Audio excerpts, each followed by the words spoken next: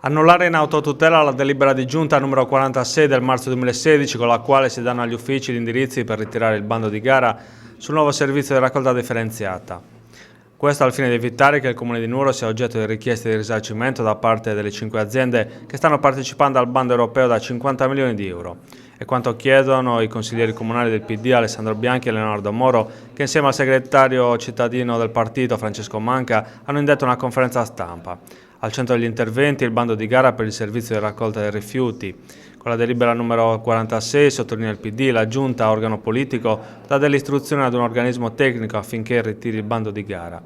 Il tutto, sottolineano i consiglieri Bianchi e Moro, sulla base di motivazioni come la questione del compostaggio, della collaborazione con l'area vasta o la riduzione della durata dell'appalto e del suo costo, che non rientrano tra quelle previste dalla legge, che sono di natura strettamente tecnica, mentre dare gli indirizzi politici, se mutati, è compito del Consiglio Comunale.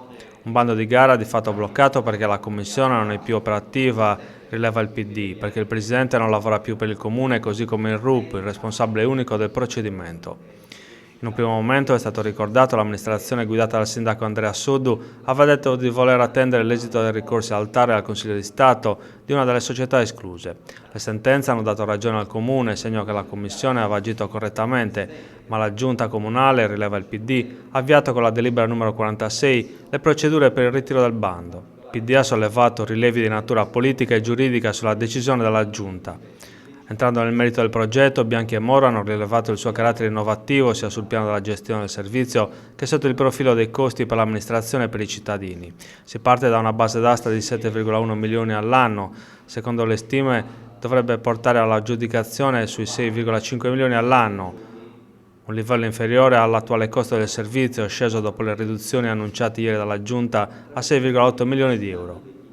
Ma alcune clausole inserite nel contratto, come quella sul recupero dell'evasione a carico dell'azienda vincitrice, avrebbero portato già dal secondo anno ad ulteriori riduzioni nelle tariffe.